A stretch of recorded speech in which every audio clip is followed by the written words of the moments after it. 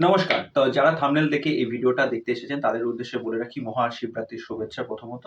তা আজকে আমাদের বাংলা রিভিউ কমিউনিটির মহারাজ, আপনাদের সকলের পছন্দের মহারাজ। তা মহারাজকে নিয়ে আবার কয়েকটা কথা আমি বলতে চাই।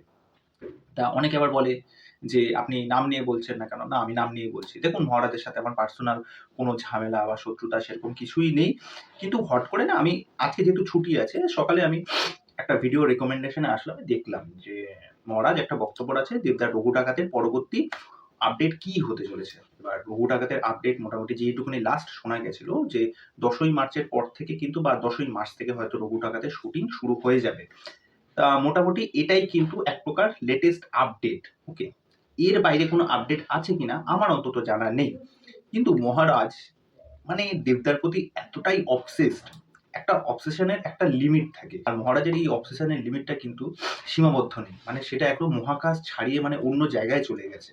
স্টোরিতে দেবদা একটা ছবি ছাড়ে। সেটা হচ্ছে মলদ্বীপস বা কোথাও একটা গেছে কোনো একটা জায়গায়, মনে হয় ওই ছুটি কাটাতে। মানে হলিডে স্পেন্ড করতে গেছে। এতদিন নানা রকম কাজ-ফাজ এটা ওটা খাদান নিয়ে অনেক কিছু হলো। তা যাই হোক, সেইটাকে আমার হাসিও পায়। সেইটাকে ছবিতে লাগিয়ে বলছে দেবদার রঘু ডাকাতের শুটিং নাকি এবার জলে হতে চলেছে। এটা নাকি লেটেস্ট আপডেট। মানে কতটা মানুষ এটা কি বুঝে করে না না বুঝে করে, এটা কি বলবো? মানে হাসি পাচ্ছে। মানে এখানে না মহারাজকে নিয়ে অ্যাকচুয়ালি ট্রোল করার জায়গাও নেই। মানে কি বা বলবো? ট্রোল করব। ঠিক আছে? মানে এতটা হাসি পাচ্ছে। আমি বললাম, "মহারাজ, মানে আমার এই বিষয়টা নিয়ে মহারাজের সাথে যদি মানে সামনাসামনি সাক্ষাৎ করা যেত না, মানে যদি আমি ওকে জিজ্ঞেস করতাম যে এই আপডেটের চিন্তা ভাবনাগুলো আসে কোথা থেকে? এইগুলো মানে সকালবেলায় অন্তত তুই ব্রেকফাস্ট করে বস, হ্যাঁ? একটু ফ্রেশ হয়ে বস, একটু চিন্তা ভাবনা কর, বা তোর তো মোটামুটি সোর্স-ফোর্স আছে। আমাদের ভাই সোর্স-ফোর্স এরকম কিছু নেই। ওই কোনো কিছু একটা নেট দেখে আপডেট আসলো বা খবরের কাগজ দেখলাম বা কোনো কিছু একটা ওই আমাদের এখানে আছে বলো না টিভিও, টেলি বাংলা যেটা আছে, তা ওই পেজ এদিক ওদিক ফলো করতে হয়। ফলো করেই কিন্তু আমরা আপডেটগুলো দিয়ে থাকি। কিন্তু একটা মানুষ মলদ্বীপ ঘুরতে গেছে, ছুটি কাটাতে গেছে, সেইটাকে নিয়ে বলছে রঘু ডাকাতের শুটিং জলে হতে চলেছে। মহারাজ, মানে একটু যারা সাবস্ক্রাইবার তোর চ্যানেল সাবস্ক্রাইব করেছে তাদের প্রতি একটু দায়বদ্ধতা বলে একটা বিষয় তো আছে।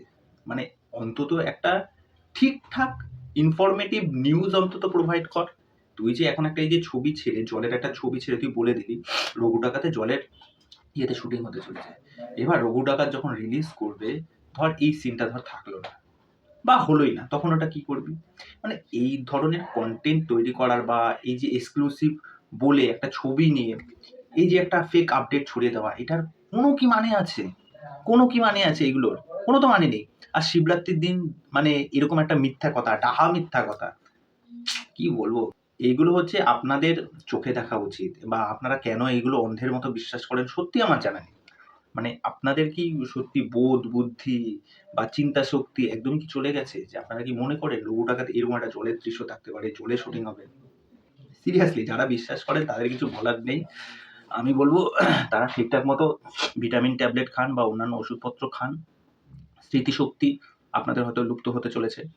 তা সেখান থেকে ফিরে আসুন। ঠিক আছে? তো চলুন আজকের ভিডিও এখানেই শেষ করছি। আর তোমাদের এই বিষয়ে কি মতামত সেটা অবশ্যই কমেন্ট করে জানিও। ভালো থেকো সকলে।